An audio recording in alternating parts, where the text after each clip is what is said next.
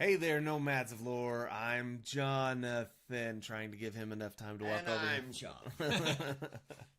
How's it going? Hopefully well. Hopefully yeah. you're doing well. Yeah. Ty Sharm on YouTube. Hopefully we're not true children of YouTube. Blood and true bloody blood ashes. of YouTube. That would be a disastrous race of humans. It's true. Yeah. It's true. So we're gonna get started here. We're gonna kind of hem-haw around for half a second. I'm gonna check a text from my wife because my son is wrestling today. Yeah. I'm gonna. He won his most recent match. Woohoo! Yay, son. Good job. Yeah, so we're going to be talking about episode 5 of Amazon's Wheel of Time TV show. Yep. This video, as the title suggests, is going to be completely spoiler filled. It is spoiler filled, complete book spoilers from beginning to end. We are not going to have a different sections of spoiler levels in this video. The entire video, once we really get started, including comment section in the live chat, will be totally book spoiler filled.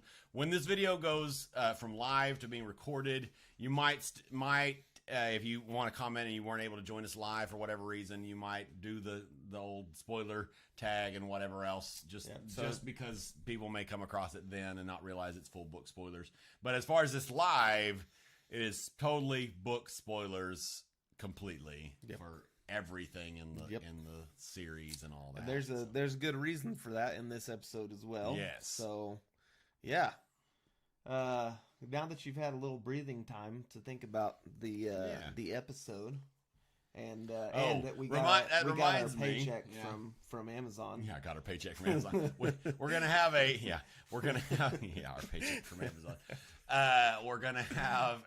We are going to release kind of a take two. We thought that it would be useful later. That's going to be a more condensed version of pieces of this, I'm sure, of our thoughts after we've thought about the episode for a while and looked at other things, and some things have changed and something which is in actual direct. I'm kind of hem-hawing a little bit because I want to give a chance for people to join live and all of that. But some of my opinions, I don't know about yours, some of my opinions have changed slightly. Some of them have changed significantly. Some of them have stayed the same.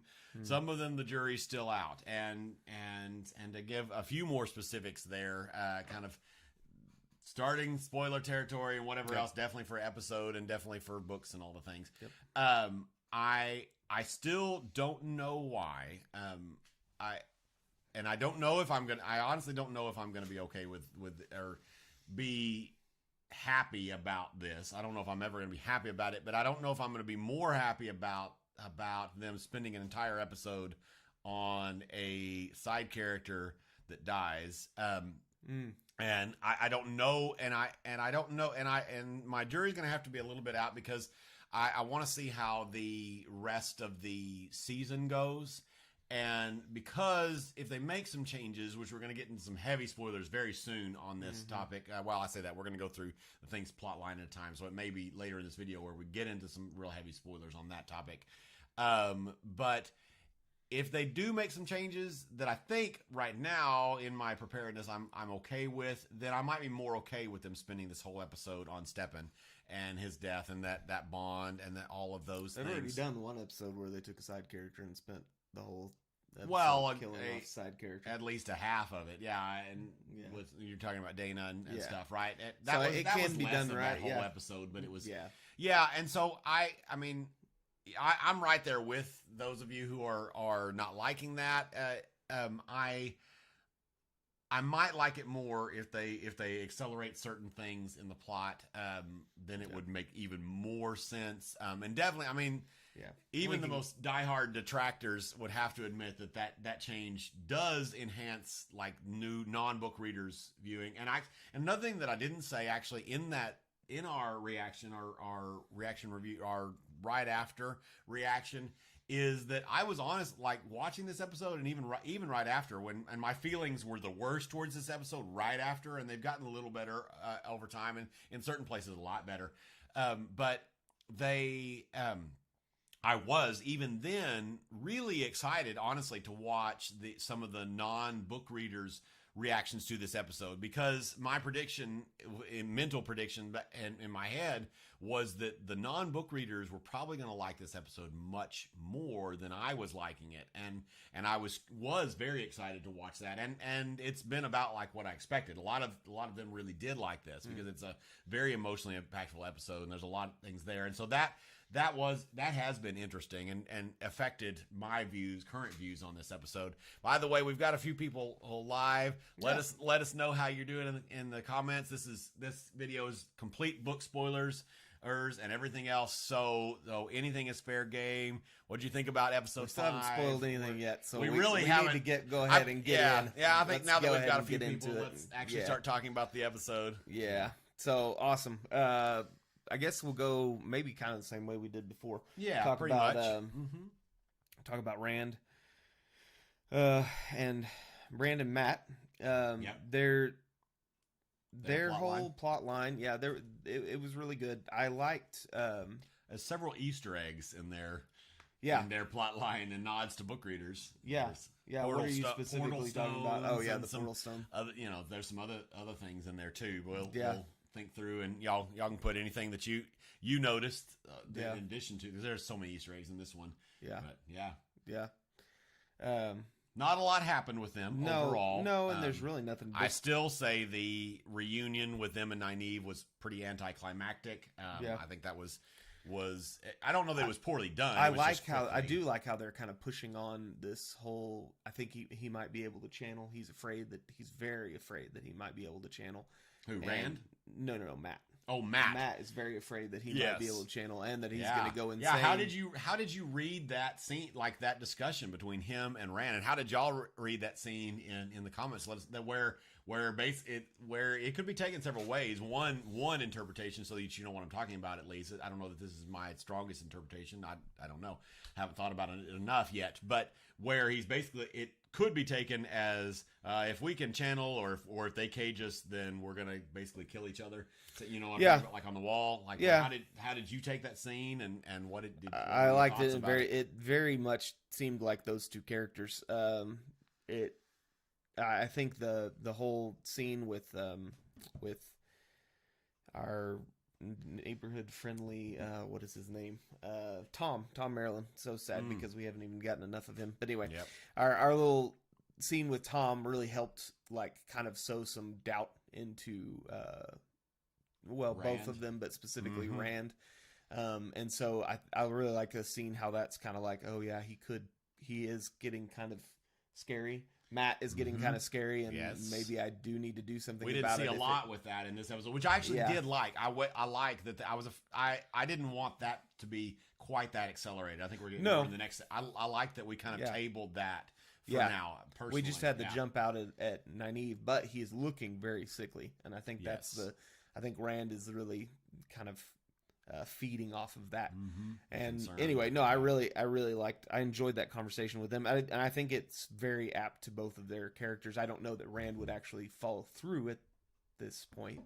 With killing him, and I don't know that that's how that was supposed to be interpreted either. I don't know for sure that scene could be interpreted several different ways. There's several different ways to read that scene, I think. But how did you feel about it? I thought it was interesting. I thought it was the slightly ambiguous nature of it made me.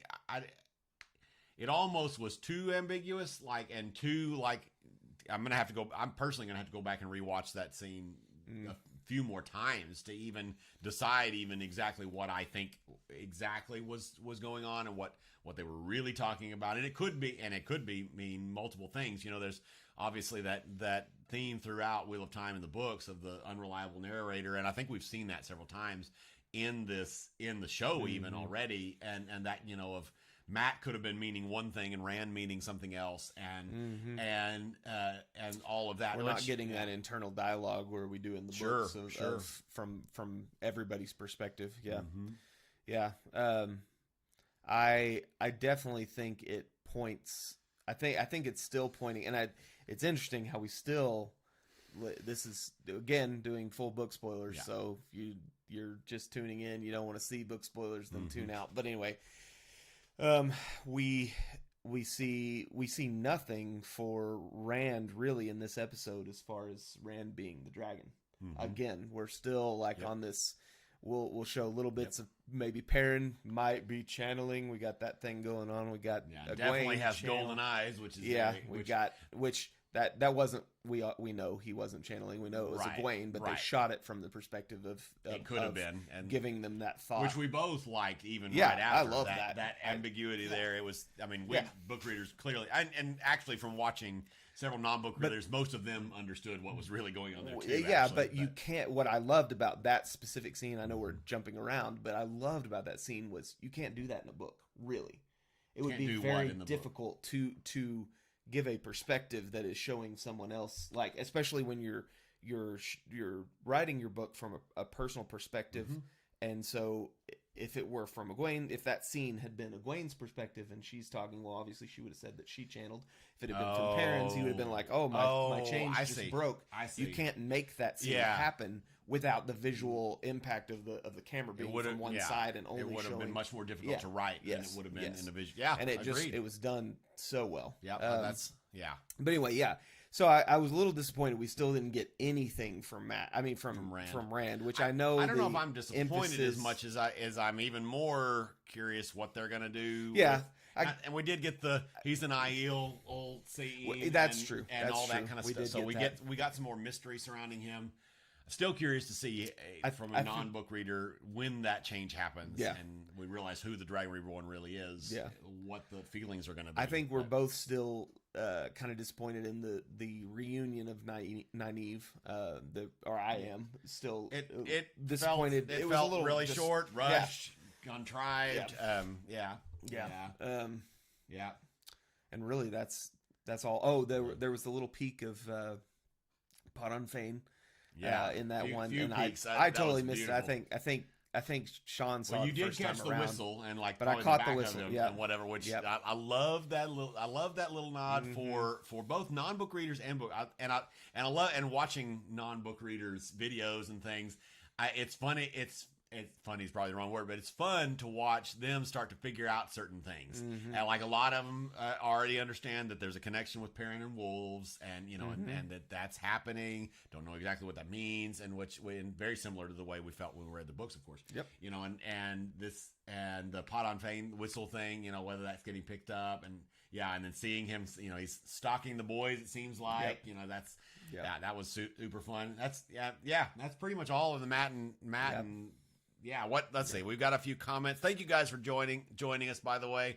We love one of the main reasons we like doing this video live is because we get to hear your thoughts and which help us inform our ideas and all of that and all those things. So let's see. Hybrid Havoc says, I think this is mostly a setup episode. I had that thought several times. I'll read the rest of your comment, but which I think is just something that's going to happen. I wasn't crazy about it like episode 4. I felt that very strongly in this episode is much more of a setup, which actually we kind of called in our predictions video. This episode went way different than most of our predictions. Which, by the way, our predictions video, we're putting them out before all the Tuesday drops of teases, and I think we're going to continue doing that. And whatever. So when we do, it's a little bit funner for us because we don't. I mean, it's pretty obvious on Tuesday that. Oh, look! They're going to Tarvalin. They're going to talk about this. They're going to do this. But right now it's like we can only guess by what So join us in our comment section on the predictions, your predictions, and all that, or in this video. I agree with you. I was glad to get Loyal. That is super awesome.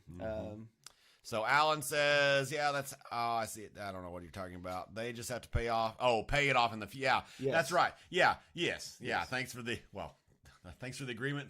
We would be thanking you if you disagreed as well. We like healthy, respectful disagreement as well. And thank you guys for the ones of you that have been giving us healthy disagreement. I love being able to get a different perspective. There's nothing wrong. We don't want to create an echo chamber here. Not only is there nothing wrong, but we specifically want that. We'll see what they do with it. So do you think you guys will deal with Matt Dagger in this season? I still do. I think that's one of the things that I'm sorry, I kind of mumbled through that for people that Matt Dagger. Will we be dealing with that this season? I do personally think that's something that's going to happen. One of my predictions right now for next episode is we're going to deal with that. It wouldn't unbelievably shock me if they don't deal with it, but I do think that that's going to be an accelerated plot thread. Personally, we've already got hinted at Circle and some other things, and this episode is obviously going to be heavy. Tarvalin episode and whatever else in there. I see that happening this season. I unfortunately think it is going to happen. I don't. Oh yeah. I don't want it to. I think everything's going to happen a lot faster than we want to. I think there's a lot of things that take books for payoff. There's books before you get to payoff. Some of which shouldn't take books for payoff. Bowl of the Winds, anybody? I don't know. I don't know if the general fandom is in agreement with us. We really hate the Bowl of the Winds plot line and how long it takes. It's pretty terrible. But there are some that are just like amazing. How like yes, that it does. There's slow burn, slow build. He was a master. Robert Jordan was a master at slow foreshadowing build. And foreshadowing. Yeah, and I love it. And so I think. And not saying that the dagger really took all that long. No, but I think that it is going to happen a little faster than I personally want it to. And I think that's going to happen a lot with a lot of the stuff in the show because they're not going to have enough time. Mm-hmm. They're trying to do all this in a much shorter time frame than what could be given to something this size. Granted, and whether we'll see. Or not that would if this season continues to do well, and the 3.5 star review on Amazon that's already turned to 4-star gets, some of the people that are liking the show get out and start like saying things that they like it, and the show does better, and all of that, and it does well. Then some of the later seasons we may see a bit of a slowdown. I'm kind of crossing my fingers, hoping that they do that a little bit, and this does well enough that the producers and folks can be a little bit like this is doing well. Let's give this more time. So hopefully some of that's going to happen. But I personally see the dagger happening this season, and I think I'm much more fine with it than Jonathan is. I haven't read any responses yet whether that's a thing, whether y'all are agreeing or disagreeing. But I think it's going to happen this season, and I'm personally quite fine with that if it does. But Alan thinks that it's going to be next season because his reasoning is Podon Fane's presence. Gotcha. Sure. Well, and having to go get the dagger plot, and we may all of that stuff from the Great Hunt, and where they're trying to get, And I'd be, if they keep that more like it is in the books, I am extremely fine with that. Because I think that could be really great. And like, I'm not saying that I want them to deal with the dagger this season. I just could really see it happening, and am personally pretty fine with it. But yeah, for sure. How does his presence interfere with? They're both talking about it together, which is awesome. Yes. Yeah. So let's go ahead, y'all can definitely continue discussing, and we will move on to second most. I guess we'll move on to the meat. Want to move on to that? We should do it different than we did. So in our we'll leave the main thread of the story for the end last, even though it's less interesting to us. Our favorite plot thread was this next one we're about to talk about, and that's the Paranegue plot thread. Again, full book spoilers. So if you're just now tuning in, we're going to talk about Paranegue for us and the chat. Full book everything spoilers, is fair game. Full show spoilers. So, I loved the aggression. I didn't love the aggression, but I loved the display of aggression between the White Cloaks. It was extremely, and they have ramped up the on. I think it's in character. I think the portrayal, I think it is in character. We don't really see the grimdark level in the Wheel of Time books as much with the White Cloaks. But there is some really dark stuff in those books. Oh, and I think a lot of people, not a lot of people, but some comments I've seen about White Cloaks specifically, and about how dark they are, and whatever that it's been ramped up to kind of imitate Game of Thrones. And I disagree. I agree if that were true, we would have already had full nudity by now, and all kinds of other things. There were some other things would have. I think I think there's some really dark things in this book.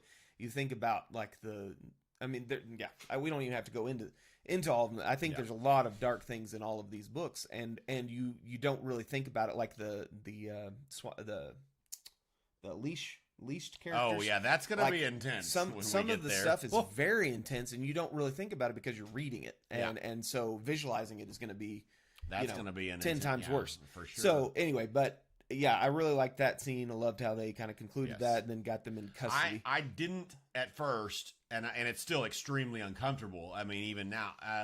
But at first, with the cleansing Egwene scene, at first I was like, oh, I don't know, this may be pushing it. But the more as that scene progressed, and I realized what they were doing, when it was first happening, and she was they were disrobing her or whatever, she was already disrobed and all that kind of stuff. At first, I was like, oh, why would that's a lot? That's shameful. And again, book spoilers, but it's like this is like, why are they taking this basically Guy Shine stuff that's basically doing all that with the Aiel stuff and doing it, and why is that now? And but once I realized as that scene progressed, and I was sitting there kind of squirming internally, like, oh, this is not comfortable at all. Once I realized what they were doing and this kind of ceremonial cleansing, that, and at that point, it's like, okay, this makes a lot of sense, and it's still uncomfortable and very uncomfortable, but it made more sense, and I actually, again. You think about it, and did that, and I think it starts to show us just a little peek into what they're gonna do in the future, like all the different Aes Sedai things that they go through to become an Aes Sedai, to become an accepted, and they're just kind of like shame. What? Go ahead. Are we having audio issues? Yeah, I'll check on the audio while he continues to make that. I wonder. Okay. I'll see if I can fix that. I'll be right back. He's okay. He'll keep hammering at you. Yeah, I'll keep talking to you. Yeah, so I wonder if that is I don't even remember where I was at talking about. Oh, I am excited to see like what they do with the with all of the Aes Sedai stuff. Or not excited, but I think that this starts to mimic that it starts to show just a glimpse. The scene with Egwene being scrubbed and whatever, I think it just starts to show a little tidbit of what she's going to go through as character, even, but also what there's a lot of shaming in the Wheel of Time. There's a lot of things that are taking a person and breaking them down and putting them in a box or making them naked and uncomfortable when they're used to that not being their cultural thing. With Aviendha, she's used to that kind of thing. Everybody is, but Egwene is not. And so putting them in these uncomfortable positions and shaming and all the things, I think it's going to get just worse from here. But I think we're starting to see little tidbits of that. And I think it's fine, and I think that they've been doing a really good job. It hasn't been over the top intense. I think there's some things that could be, and it hasn't been. Yeah. So how's the audio looking over there? Does it sound bad or? I can bring up the volume a little bit though. Oh, okay. Is that what? Maybe that's what it was. Yeah, I'm gonna bring. Let's see. I don't know if you can hear me. I'm gonna. Sean said he's gonna. A little bit. Yeah. If it we can definitely hear you. If it goes too much and we go wacko and Grady, then let us know and we'll tweak some more. Yep. I hear a lot of talk about Valda potentially having a silver fox medallion or the like because of the way Egwene's fireball fizzled out. Personally, I just think she messed up the weave. Thoughts? Oh, that's actually a very interesting. Yeah, very interesting. So that's actually a very interesting thought. So one issue a lot of people, ourselves included, have had in here is in the show is how has Valda killed so many Aes Sedai with the power? That seems very suspicious and strange. And like, how is he being able to do that? And him having something like, I mean, that would downplay the medallion so much and how Matt gets it and whatever. So that's But that would be having super something interesting, like though. that, I mean, that could explain that issue. Now, that I definitely think that scene with Egwene was played more as she just messed up the weaves. And I right now I don't think that's what they're doing. I kind of doubt that, but that could be a way that they explain how he's doing it. So, well, and it could also be a way that Matt eventually gains the. Well, that would be sad. Yeah, because of how he gets the Ox Medallion. There's so much awesome stuff there. Is it still low, Jason? That's just a question for all of y'all. Is the audio still low? Drake Moreland said hello, Sean. Oh yeah, hey Drake. And then don't know if you're still here, but hey. I saw it as a misdirection. She got Valda's attention while she burned Perrin's bond. On a rewatch, I thought the same thing. Once he was loose, she burned her own. Yeah. It definitely, because of the way her face looked. Also, I don't know if y'all caught it, but also on a rewatch, I noticed that Perrin smirks when he's like laughing at her attempt as well. I thought that was quite funny. But yeah, I don't like that interpretation as much. I personally like she was trying to channel and it didn't work out well. I like the more comedic take on it personally. But I mean, that would be a very Egwene. I if you haven't watched our reaction, I loved the extra Egwene stuff we got in this. She by the end of the books is my favorite character. Easily my favorite character. I love her so much. I like this in here. I again am so glad and hopeful that they are keeping the dragon the same, because I was afraid early on that they were going to change it to Egwene or Nynaeve. But both of those characters, Egwene is such an awesome character later in the books, and her ability to basically have no channeling ability. This is full book spoilers, people. Yeah. So if you're here, again, just anyway. But her ability, because I'm in book 12, so it's very prevalent in book 12. Her ability to control situations and to control people and to help people and to do all the things that she did in the White Tower while having no ability to channel, because they've either got her shielded or on the route. I can't even remember what it's called. T. Yeah. That was suggested. Somebody suggested it. She's just such a cool character, so I'm glad they're not doing that. But anyway, it's a little bit better. So if we could, I'm gonna look at the audio while he's talking. Okay. So the Forkroot Tea is a good, and they still, even with her and this could actually explain the smaller fireball. She could have been on a low Forkroot Tea. Remind me of the books. I've only read the books once. And so, there's so many details later, when she's downplayed from channeling, when he's captured by Elida. Don't they use a small amount of Forkroot tea or whatever to keep her? Or she can still channel at that point, but only barely. I think that's true. So it could still be Forkroot tea if I'm remembering correctly. But it's interesting. We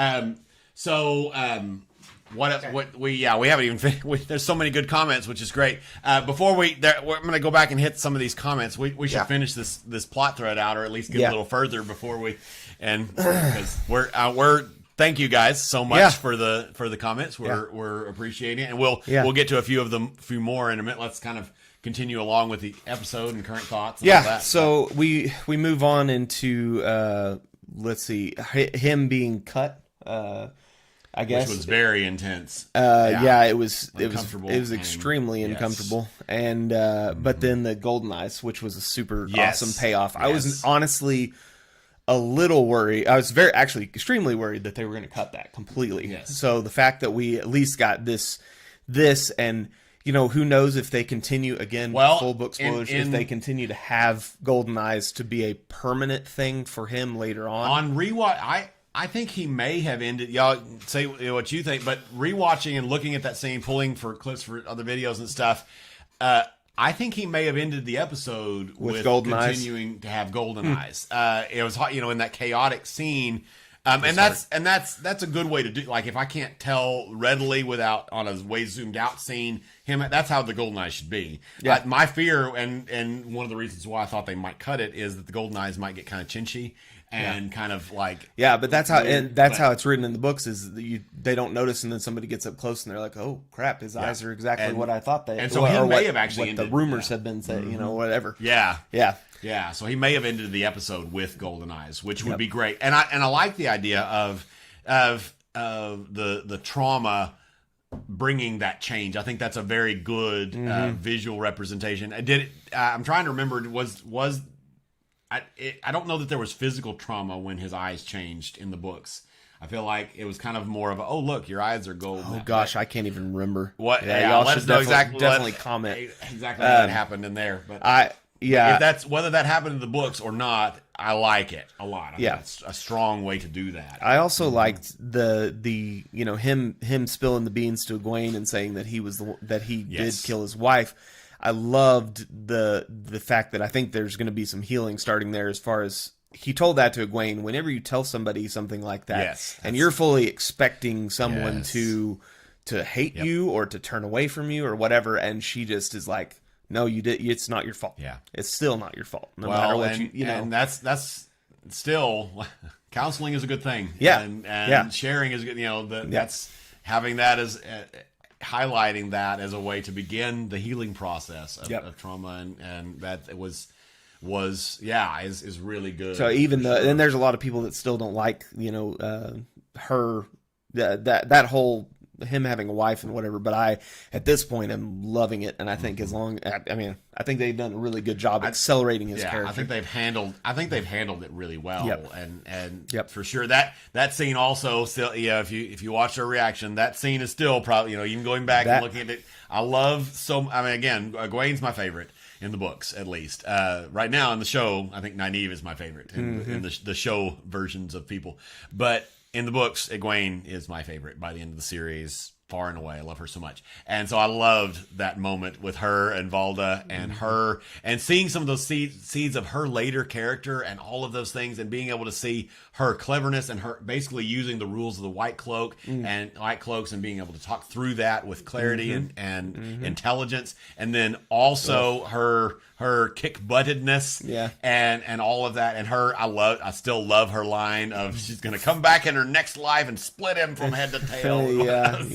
That was a lovely line. Golly, Valda is so love to hate sort of character. Yeah, well, and the way he stepped up to her and was like, what makes you think I'm a man that holds to my oaths? I love that too. We're clearly amalgamating Valda with probably multiple White Cloaks, definitely with Child Bayar, and I think honestly at this point he's going to be kind of an amalgamation of several characters. I'm pretty sure Rafe said before the show that the White Cloak, we were going to get some amalgamations in the White Cloaks, which is okay because there's got to be cuts, and number 2 cut, number 2 slice. Well, it can be number 10, whatever. One of the slices that you do, Rafe, if you're ever listening to this, which he's not going to, but cut the Bowl of the Winds to like 10 minutes of an episode, something like that. Okay, sorry, and we've ranted if you cut the Gawain and Egwene romance, I would not be sad at all, because good Lord.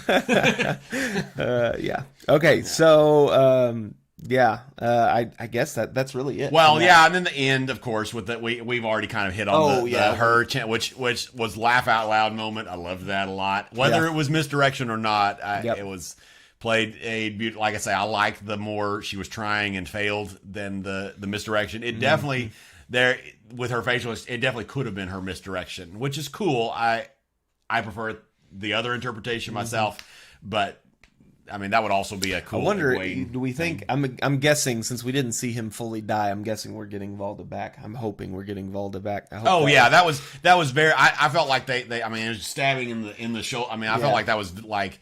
No question. Just to knock him out almost. That was very, like, instead of stabbing him in the back or something that would have been more, I felt like they did that very intentionally and made that more unambiguous that he's not dead.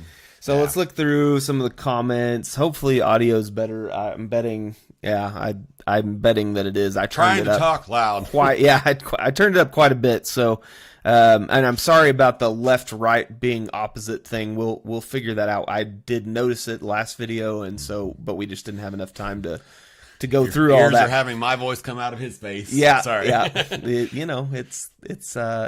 doing this thing where we're throwing our voice. Right. We're practicing our what is it? The puppet. It's all that Amazon money that we're clearly getting. Sorry, we're ranting about a lot of things today. We've gotten some comments recently, and they've been kind of hilarious. If you can't tell by now, we do have some issues with this episode, and B, with the show. Like we're not, we don't like everything. But overall, we're really loving the show and are really loving you guys and the community and all of these things. We're having a blast, really. Yep, we are. Yeah. We are. So audio's okay. Just load. Forsaken would make sense. He acted like he could tell that she embraced the source. So Jacob mentions the theory that I've seen with some other people. I think I saw it on a Dusty Wheel live video at some point. The theory that Valda might be a Forsaken. Maybe, and I really doubt that for a lot of reasons. And I had a lot of thoughts about it the other day, but it's clearly escaping me. It's like, I don't like your idea, and I don't even know why. I'm sounding like an idiot right now. But it would almost be too much. And I know what it is. So one of the biggest reasons I don't like the idea of Valda being Forsaken is I like in the book series that we have quite a few bad guys or just evil. I like the kind of bad. I like the white cloak bad guy, the kind of evil, but they believe they're fully self-righteous. That has nothing to do really directly with the Dark One. I really like that, and I would hate for them to use, but it could be, that, and they could be doing that. Him being a Forsaken. And it would be just a little disappointing. It would be disappointing, and I also think that there would be some gymnastics of why is he. I mean, I don't know. It could work. I don't like that theory, but there are some ways where it works, some ways where it doesn't. Yeah. But I've definitely heard that theory, and it is an interesting one for sure. Yeah. What if Valda is Cimarog? Ooh. Yeah. Valda being Cimarog. Ooh. Yeah, that specific Forsaken. Definitely are some similarities. How do y'all feel? I don't. This has nothing to do with this episode because I don't even know if it was. And again, full book spoilers. How do y'all feel with the Ishmael in the dreams? Assuming that that's him or whatever they're trying to portray there. Baalzamon, whatever. Yeah. Yeah. How are you? I am still personally not liking the way they're handling the dreams. Yeah, I think it kind of takes away from I think it takes away from his character later, but that's my opinion. So anyway, y'all talk about that maybe, and we'll keep looking. Also, just wide knowledge of channeling and Aes Sedai. Jason says the audio is better. Yep, so. I saw that. Good. Could, of course, be explained by the previous Aes Sedai he caught and tortured or questioned, but I think it's a cool idea at least. Also, the wide knowledge of channeling. Could, of course, be explained by the previous. Yeah, definitely. His knowledge. Yeah, he clearly. Yeah, the knowledgeability about Aes Sedai. That's a easy get. I mean, clearly he's an Aes Sedai hunter, and which makes Inquisitor and such. But that's easy to explain. Where was Cimarog? Because I don't remember either. Where was Cimarog? Yeah, Jacob. Right after that is asking, "Isn't Cimarog the one in the White Tower?" But I don't think so. Where was he earlier? Cimarog is the one that likes to is the torturing, and she also yeah. And isn't she the one that cuts Rand's hands off and stuff later? She's in that Cimarog, that whole thing, when she gets captured. 2 years ago. Okay. All right, yeah, Masana's the one in the tower. Masana's the one that y'all are handling your own thing. Let's see. Yep. We need a producer here that can because sorry, this kind of makes for bad television or live video for us scanning things. We are doing this on our own here. Perrin and Egwene had a romantic crush thing before Egwene and Rand. Remember, Perrin's wife did not go to Egwene's circle initiation and Wine Spring. That could be true. I'm not. Several people have brought up that they feel like there's some romantic tension with Perrin and Egwene, which I'm not seeing at all. I'm seeing friendship, whatever. Yep. And they could have now, and that is a theory about why, that scene with Layla and Perrin in episode 1 is extremely awkward and weird. Yeah. I think they cut something and made it awkward is what I think. Well, and that may be true. And it could be a Perrin or Egwene relationship early on. That does seem possible.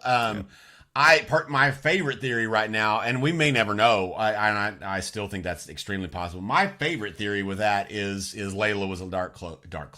She was a dark cloak. She was Darkwing Duck. No, she was a dark friend. I mean, there is very sketchy evidence. There's not a lot of evidence for that theory, but that's my personal favorite theory about some of the weirdness there. So when you're in trouble, you call Layla. When you're in trouble, you call Layla. Okay, sorry. We grew up with 80s and 90s. We did. White Cloaks and Shan Chan have similar beliefs. They do, and that kind of comparing of some similar ideas and contrasting the way they choose to handle some of those beliefs is very interesting. Yep. So one more reason why I don't love the idea of and I guess if they continue at if we maybe get Bornhold coming back, we saw him early already briefly. So if we get some other White Cloaks and especially again full book spoilers, but if we get with some stuff with Galad, I hope they don't cut his character. I had the thought the other day that they might, and I hope they don't because there's a lot that I like about his story arc, a whole lot actually. And so, but anyway, some of the things that they change with. If they add in some other White Cloaks that keep some of the things, then maybe doing some weird things with maybe Volta being a Forsaken, maybe I could be more okay with. Egwene seems to really care about Perrin and appears affectionate with him in scenes. Yeah, that is true. But I still think both of us, I think, still believe that I don't think that now. And maybe we're reading it wrong. That's totally. I mean, that's a guy thing to do. Read a female completely wrong. But I just don't think they're portraying it very, very well for that. Because in my opinion, that looks just like someone who cares about her friends. The scene in episode 2 with them, running away, and they're huddling together and whatever. Yeah. I mean, I interpreted that as we just gone through a super traumatic event. We are friends, have been friends from childhood, and we're keeping each other warm because it's butt freezing cold outside. Yeah. And I think there's a little bit of the Perrin kind of being the protector, not from a standpoint of he likes her like that, but that he is a friend to Rand, a very close friend to Rand, and because Egwene is so important to Rand, she's not only important to Perrin just as a friend, but she's also important to Rand. So anyway, I think there's a lot of that. But yeah, you guys totally could be right, and we don't have to keep. Yeah, we don't have to. If that is true and that is a tension thing, I hope they don't do much with it because I hate the idea of some weird love triangle thing. Perrin, Rand, Egwene. Love There's already enough love triangle boxes going on in this thing. So even if you are right. By the way, I'm so ready to see men. But anyway, back in the book, he's in book 12. He's getting close. No. I'm just ready to see men in the show. I'm anticipating next episode. I'd be surprised because it's got to be the next episode or the last one. So I think we will get her in there. So Volta could simply be a dark friend. Yeah, he definitely could be. And that it's not quite like the books, but kind of some themes that we get into later in the books and all that kind of stuff.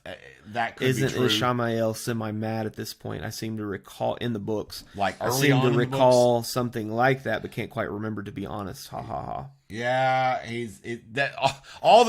we're both very. This is not directly answering your question, but because I don't remember exactly. I think he is probably. I think that sounds right. Somebody else that's read the books more than once, let us know. But. I am very excited, and Jonathan I think feels exactly to see the Forsaken in the show because it's quite a meme in the Wheel of Time community that the Forsaken are kind of weak, maybe not quite as bad as what's the Harry Potter, Voldemort. I mean, what was some of the points in there? What the heck was his plan, really? Seriously. Yeah. But maybe not quite to that level, but it's quite a meme in the Wheel of Time community. The Forsaken, at this, not in the Age of Legends, right? But at this point in the world and the turnings of the wheel, they're kind of a joke at some points. Not always. But I'm excited to see them in the I think we're going to get a better Forsaken and a much scarier, cooler Forsaken. Hit Karma said Valda gives me Spanish Inquisition vibes. Oh yeah, absolutely, yeah, definitely. Which fits. I mean that absolutely fits. Yeah. And then Drake has a good question, and I think I love it. Do you feel they are undercutting any of the characters development wise, and which character is your least favorite? For me, Rand. Which is similar to early books. It's extremely in our opinion. Similar to early books. He's easily the most boring of the E5 in the early books. Obviously, whenever the book spoilers again, if you're here and whatever, this is full book spoilers, full show spoilers, everything. Obviously, when we get the reveal of the Dragon Reborn and that it's him, I think we're going to get a lot of that momentum with his character, a lot of push forward to figure out, oh, he's got power and it's amazing and all kinds of things. And it's just kind of been deal with the fallout from that. Yeah, we've already seen a lot of insanity from other people. So Rand would be the one of the ones that I feel is kind of underdeveloped. I'm trying to think. Is there anybody for you? Lan is overdeveloped. Yeah. We haven't even gotten to that plot thread, but Anybody that's underdeveloped?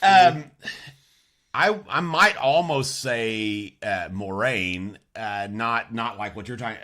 I'm really loving the portrayal of Moraine. I personally think Rosamund Pike is doing a phenomenal job embodying that character. And we get a lot of good Moraine keeping her cards close to her chest kind of things. And so I think it's fairly spot on. It feels at moments, and again, there's a lot happening. There's so much world building they're trying to do in a very short amount of time. Sometimes it feels like we're not getting as much, and especially with, the Zoe Robbins I still maintain that she steals every episode, every scene she's in, and so I feel like character kind of causes Moraine to be a little. I do like their tension and whatever else, but I feel like her glow essentially decreases Moraine a little bit. And I only barely feel that. I could definitely see that. I don't know that I really think there's anybody else that's kind of underdeveloped. I think they're doing a pretty good job with everyone. There might be some side characters.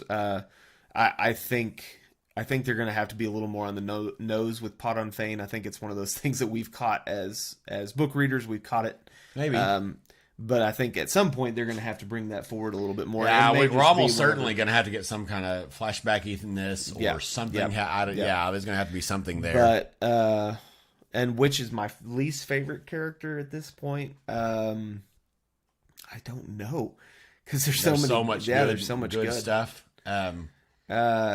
Maybe Leandrin, and that's just because I agree with. There was a commenter that said that she's much more B-word in the books, and they're kind of downplaying that a little bit, trying to downplay that a little bit more. But I still think she's just a little.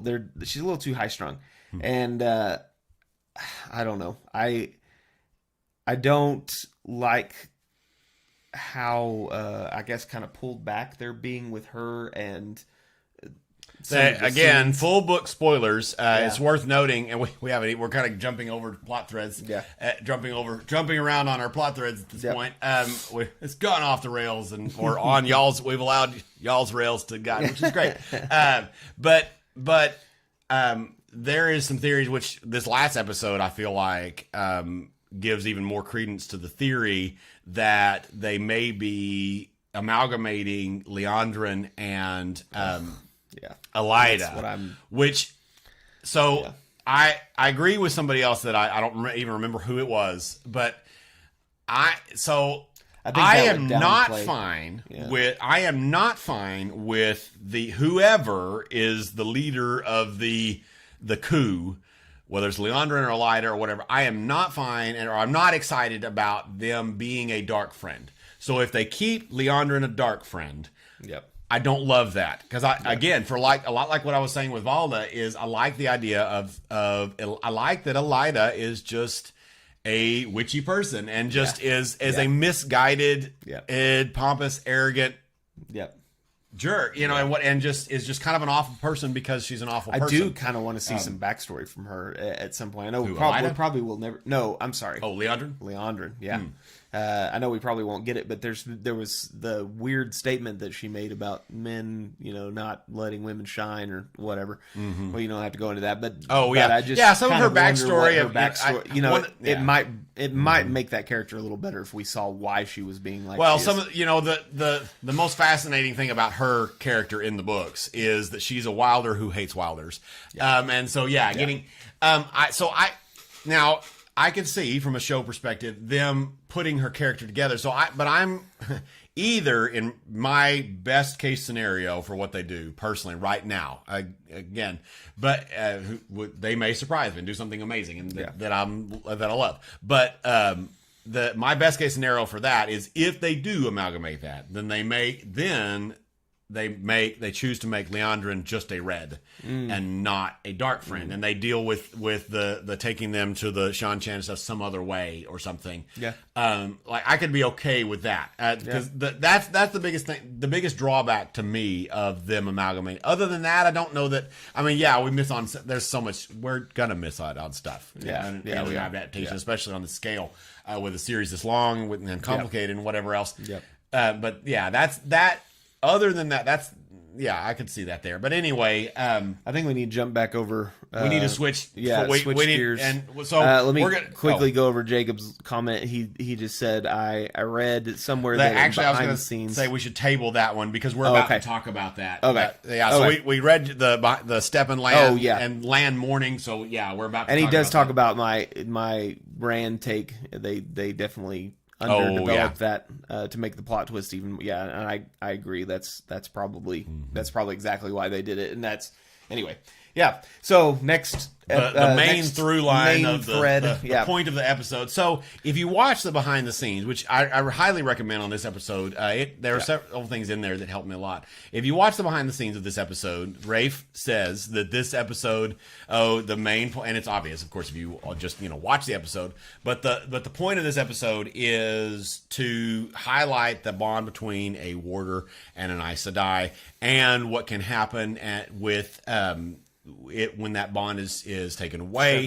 And and he also talks about that he wanted to begin and end this episode with a funeral, and so I don't need to go word for word. You can watch it to get all the details. But so this main thread dealing with Steppen, I want to say first of all that I absolutely adored the funeral for Corinne. I thought that was really beautiful. Actually, that was another thing it brings up is that snow that was not in. They didn't mean to do that. When they went to do that, that was cool. It just was snowing. And that was beautiful. The one thing I didn't like about that, I do love, and you can see in the behind the scenes the woman. And I meant to look it up before we did this video, but the woman singing the wailing, the hauntingly beautiful thing at the beginning.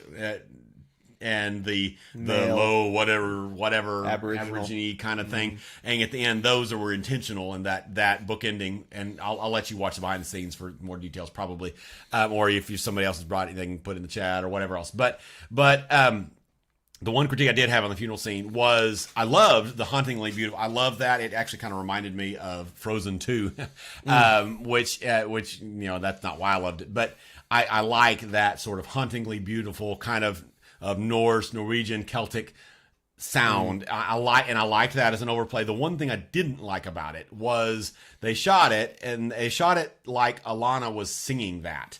And I saw that. And which is fine. I'm not trying to say it looked, and I'm not trying to say she wasn't the one that did it. That's I don't know whether it was or was not her that actually sang that. But it looked like she wasn't the one singing. And then later we get another shot of her, and that hauntingly beautiful thing is happening, and she's not singing anymore. Yeah. And so that took me out of this beautiful scene, and so I didn't like that. I wish they would have just not tried to intimate who was actually making, or and whatever else. And I know, and I'm sure they probably did it because they had the male visual at the end, and that one looked less.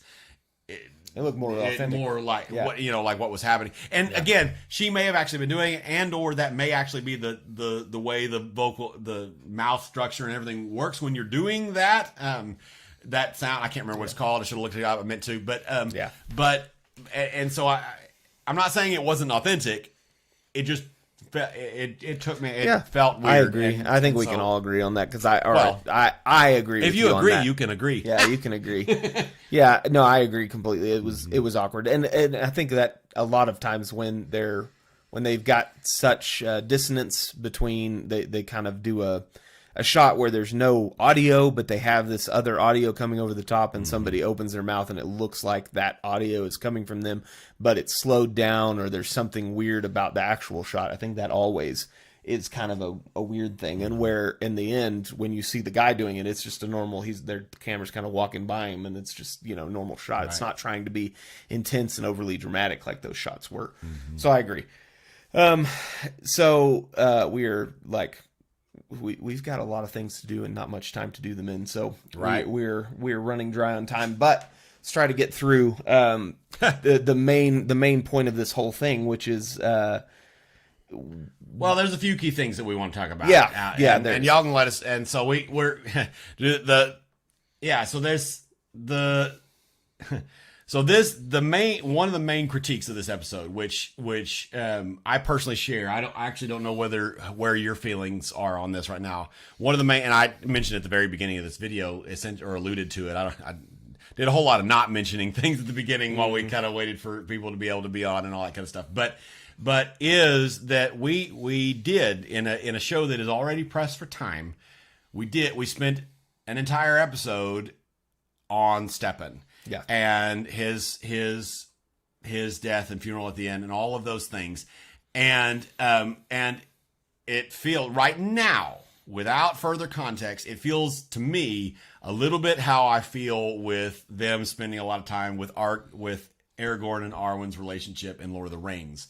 It feels like we spent a big amount of time in something that's already pressed for time doing something that isn't in the book. I know that's very, very, very purist sounding. Now, there are several ways that I may be okay in the future with this. And actually, I liked the episode. There was a lot I liked in the episode, and we've already stated that. And actually, MJ or Daniel, whichever you actually go by, mentioned that he loved the tone of this episode. And this episode, it was a little slower. Yeah. And so I do like that there was at least kind of a little bit of slow. We had a lot of excitement still, but a little bit of slowdown in this episode. And that was part of that. Now, there are a few things that they could do. One of the biggest that I wanted to talk about is a theory that I have. Obviously, this plays in whether, again, full book spoilers, because I'm about to spoil some stuff that goes way into the series. Yeah. So, and way into the series. way into the series. Actually, he hasn't even quite gotten to the full payoff yet of it. But he knows enough that this is not a spoiler. But anyway. But it's a spoiler for way in the series. But clearly this is one thing that this helps is Moraine's death. Of course, right? Regardless of when they put in Moraine's death, is it has an emotional beat and an attachment for audience, especially non-book readers, that this is a big deal when the Aes Sedai dies and can lead to really terrible things. And so, which increases the impactfulness of what happens with Lan. I mean, with Lan. Lan. Yes. After her death. Yes. And so a thought I have, and I'd like to know what y'all think. Again, full book spoilers. I am wondering whether they significantly speed up and bring Moraine's death sooner, and we maybe get that in the last episode of this season. Moraine's death. Yeah, again, that's the part Full where book we're spoilers. That's the part where we're spoiling everything. Yeah, Moraine's death. Yeah. And is this and if they do that, this episode and spending an entire episode on this makes even more sense. I mean, it makes sense in that context anyway, at least especially for non-book readers and all that kind of stuff. But it really does then, because it's much more recent and has a bigger tie-in. Yeah. And so that if they do that, I am even more okay with spending so much time on that now, at that point. And then even if they don't, it again, especially for non-book readers, I understand it. I don't know. Even if I understand it, I don't know if I'm going to like it. Early in season 2, which I think is more likely, because I think she's got to spend a little bit. The issue I have with them doing at the end of this season is I don't think her and Rand's relationship can build enough to where have it's the impact on him, to where Rand, where Rand, every time he remembers all the females that he killed or had killed or whatever, her name is at the top of that list. And so I don't think if we don't spend a little bit more time with the two of them together, because they have basically zero relationship. They have zero relationship. And in fact, he's extremely anti her right now. And I think if she just died, it'd be like, okay, great, she's out of my life, kind of thing. That's a solid point. So for sure. I think I do think it needs. I do think this could be more impactful if it happens soon. I just hope it's not too soon. Is all I'm thinking. So, yeah, but I'm not saying I necessarily like that change either. By the way, it would just make this episode have more impact. So the only really other thing that I think we want to talk about really is it kind of going back. I think it was Jacob that made the comment and things. One thing that's been discussed a lot, and that is the emoting. I keep saying the wrong. I keep trying to fit Rand in here. Maybe I'm just wanting them to fit Rand in more. But the emoting land and seriously emoting land, and which has been a major issue for some folks. And I'll admit that at least, especially in my first watch through of this episode, I felt that I mean, I kind of understood what they were doing a little bit with the put your hand on him and grieve for us or whatever. Without even watching them behind the scenes, I kind of understood that a little bit, but I thought, well, maybe this might be a bit too far. I mean, we've definitely gotten a more emotive Lan overall. We have said before on camera and behind the scenes as well that Lan is one of the most changed from the books. His stoicism is not it's there. But we've gotten, I mean, like the campfire scene was much more emotive. I don't know, it was the other people around that were doing a lot of the emoting. Well, but even his interaction with Nynaeve and some of the things, I mean, some of the things that he smiling and I don't know. Yes, there's a lot of things that they're increasing with him. But go ahead. Yeah, I can like if you or anybody that watches this video or whatever else is fed up with that and really is not liking that, I can understand you. I can understand that point of view, and I would not fault you for that point of view at all. At this point, though, and I'm going to explain why in a minute, but I have actually come full circle on that particular scene personally. I actually not only not dislike that scene now, but I actually really like that scene, and I'll explain why in a second. But I want to make it very clear that like there may be some viewers out there that with that scene are like, okay, I'm out. This is too much. If that is a straw that breaks your camel's back or whatever, I could understand that. I don't agree. I'm not feeling that way myself. And again, I actually have come all the way around to actually liking that scene personally. But I can understand that. And we're not trying to say that you get to like what you don't like. Well, like what you don't like. You get to like what you like and dislike what you don't like. Yeah, whatever. Yeah. You can be disingenuous all you want. You do you, bro. Or sis or whoever you are. Again, you get to have whatever opinion you're having. Yep. So the reason why I've come full circle, and I kind of was starting to move that way even in our reaction, even after just the hour or two of being able to process it. And the reason why I've come full circle is actually I was going to compare it to this. And this is dumb, and you're going to see why in a minute, is I like it because of a similar thing to this. This right here. And if you can't see, this is the visual dictionary for Rise of Skywalker, which is still kind of a crappy movie, but this helps it. And brings and And just like with this, if your movie or your show has to be fixed by the behind the scenes or the bonus features, then maybe there was something wrong with it to begin with. Yeah. And that's definitely true with the example I just showed. Yes. Like very true. Now this one, I don't know if but the behind the scenes helped me a ton. And actually watching some non-book readers reactions helps as well. Several things have helped.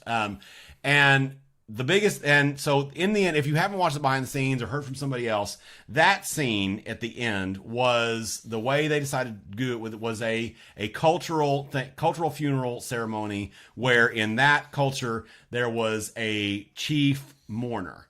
And the idea there is everybody else at the funeral ceremony is supposed to not show emotion or have as little emotion as possible. And it essentially it actually kind of ties into the stoicism concept, which I know that Lan is supposed to be the stoic, and whatever else. But and then one person takes on the grief and gets to express the grief for everyone. And so in that scene, Lan was the chief mourner, and he was chosen to be the chief mourner, chose himself. I don't know. That's not and is vaguely irrelevant, honestly, in my opinion. And so he was taking on the grief and expressing the grief. And so, and there are several things there. Rafe says that what he wanted to do was allow the audience to see a glimpse in the depth of emotion and depth of person in a character that we wouldn't normally ever even be able to see, and probably will if they do it right, we will probably never see again. Yeah. And now obviously we're having a little bit softer Lan in general, but I don't think we'll ever see that level again.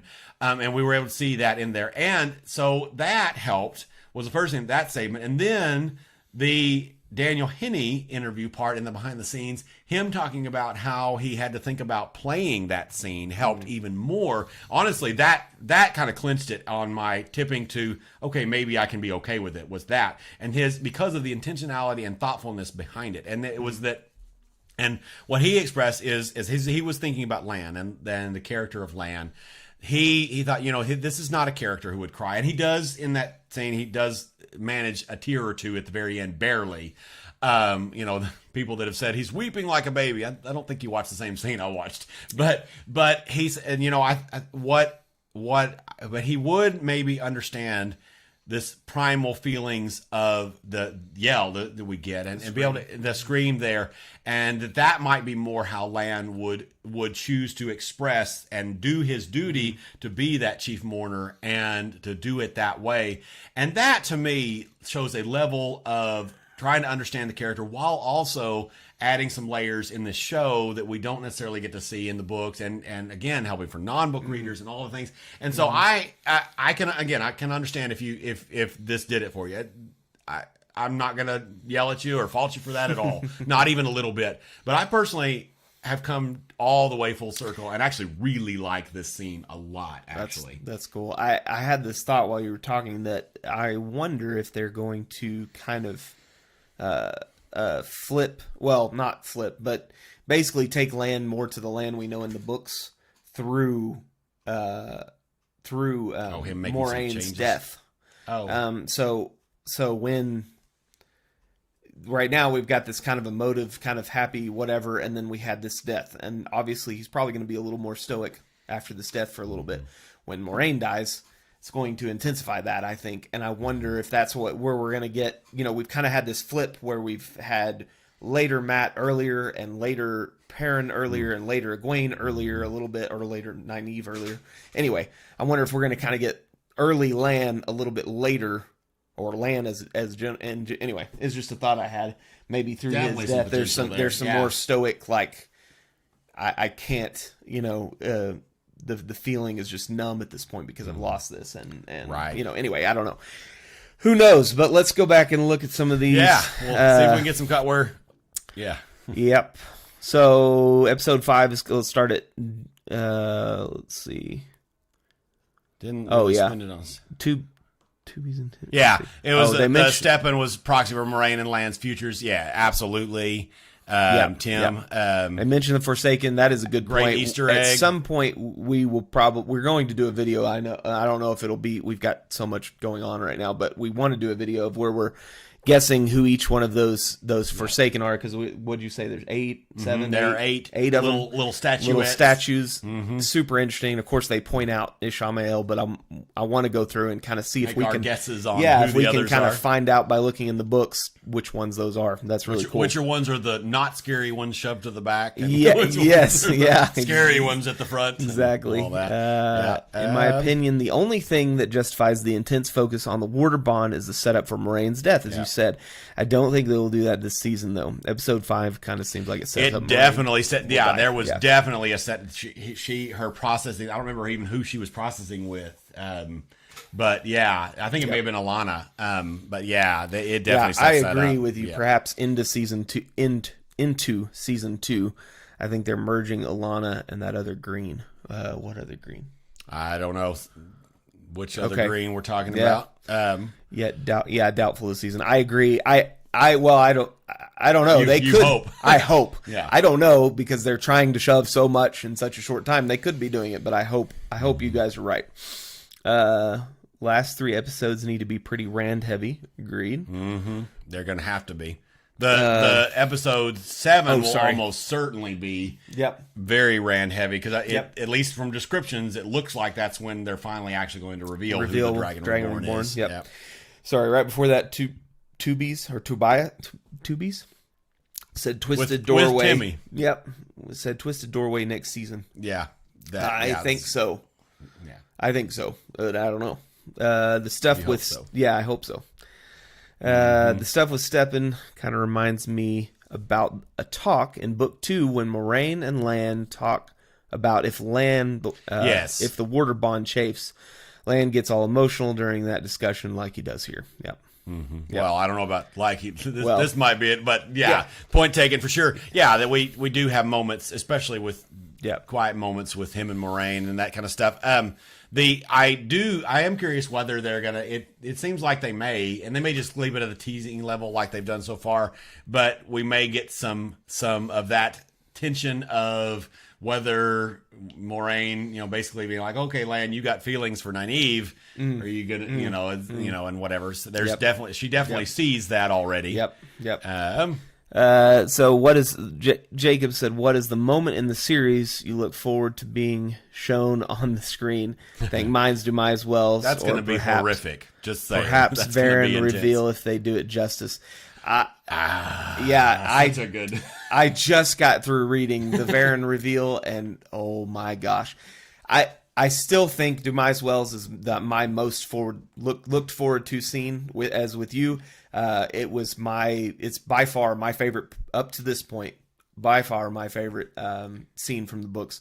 Very graphic. Going to be super intense if they do it right. Mine that I'm looking forward to the most is I'm not actually going to say. I'm going to try to, because he's not read to the very end, and mine is in the last book. And actually, there's another scene in this book that's coming up that he's about to get to. There's Veins of Gold. I know you are talking about that, and I know it's coming. I'm almost there. There's a scene that my most excited scene. Egwene's my favorite. Yep.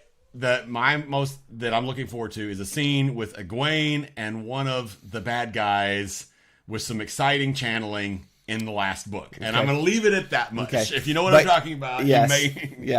Whatever. The Varen reveal is going to be awesome too if they do that well. I'm hoping that goes well. Let's see what else.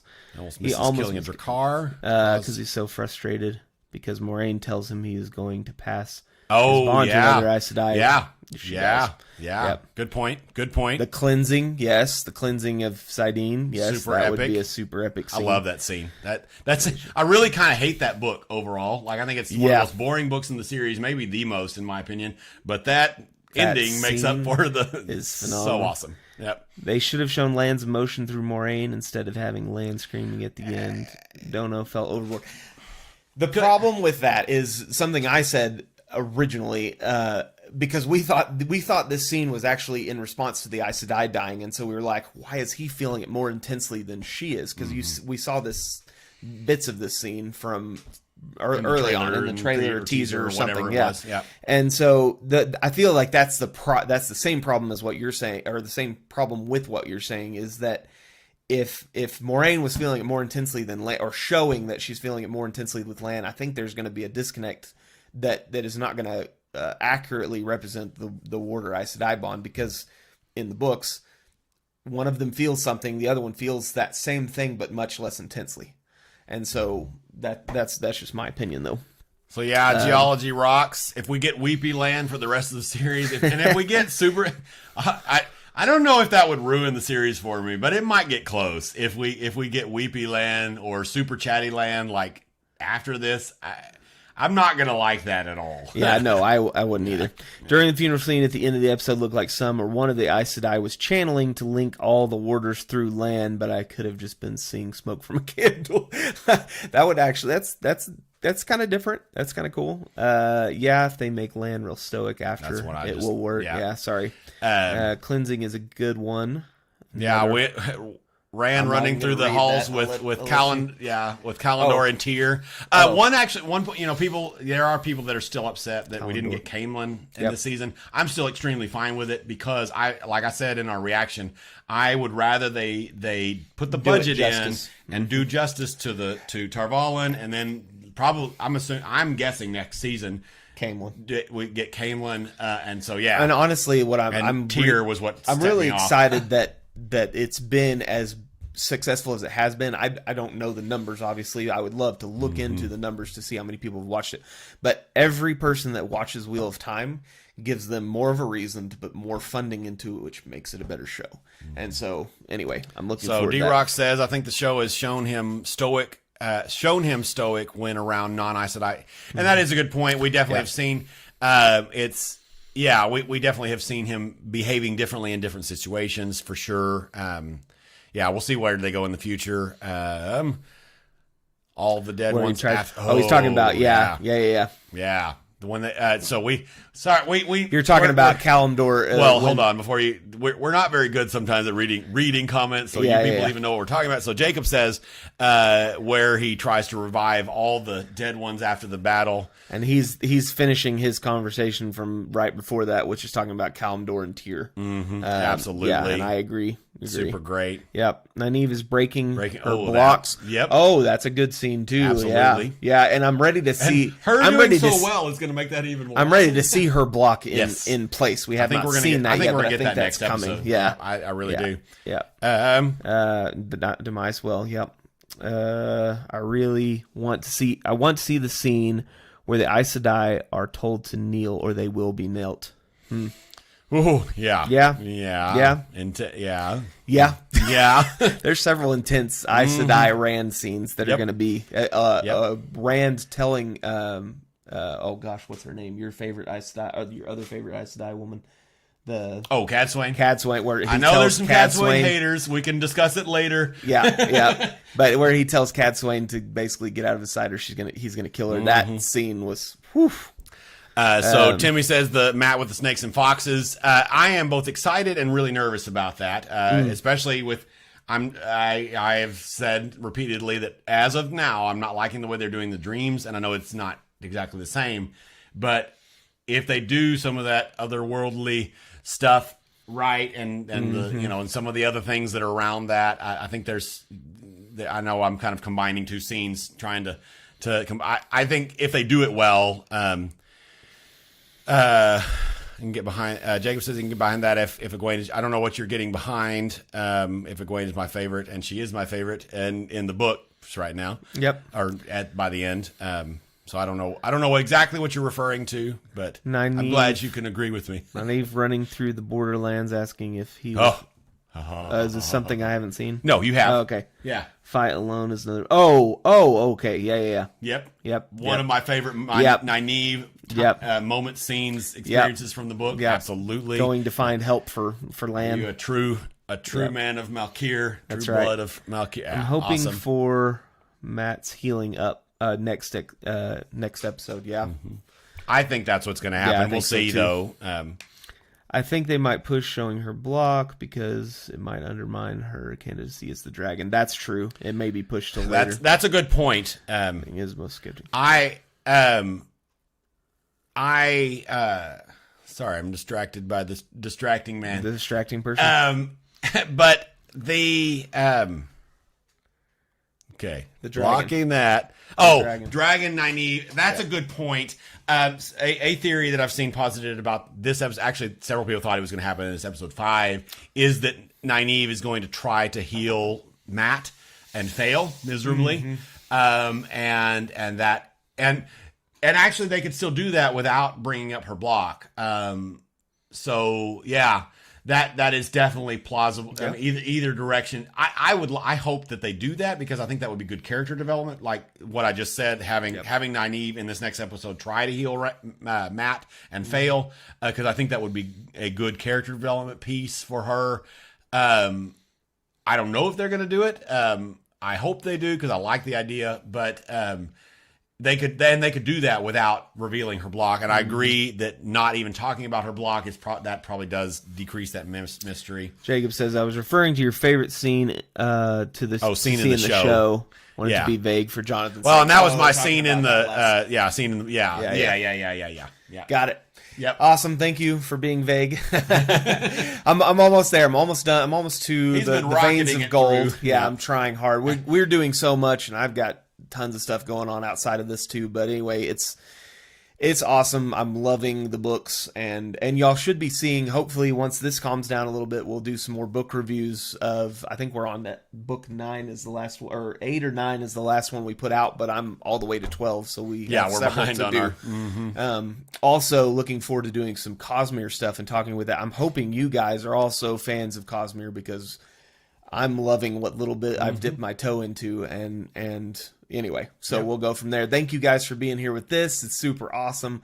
It's been fun to talk to y'all about this. I agree with you. Why yell no though? But or whatever. Who they have? Oh, what do you say? Oh, Matt. I love that scene of Smackdown Matt. of Gwen. Oh yeah. Great scene. Yeah, I think it's good. All that. I think we're going to get a lot of that in season 2. Yeah. But we need to wrap this live up for our sake and whatever else. So But again, put comments on. We may be able to, and you may put it on once this comes out in the recorded version. You can, if there's more you want to discuss, add comments, and we can respond to you as figure out something as we have time, and text. Thank you again. Thank you for all your support. Thank you for everything. Like, comment, subscribe if you haven't already. We're loving the discourse. We're working on, speaking of discourse, we're working on a Discord server mad, but I want it to be good before we put it out, because I want y'all to be able to get in there, and I want us to be able to converse more, just like this, but throughout the day, so that I can, because the YouTube comments, I mean, it's fine. Hit or miss. And it's but it's hit or miss. And but I want you guys to be able to get with us and to be able to talk to us and give us ideas and us converse and all that kind of stuff. So it's been awesome. Thank you guys. Have a wonderful day. We'll talk to you later. Bye-bye. Well, we'll have a wonderful day after I hit the end. Hit the end.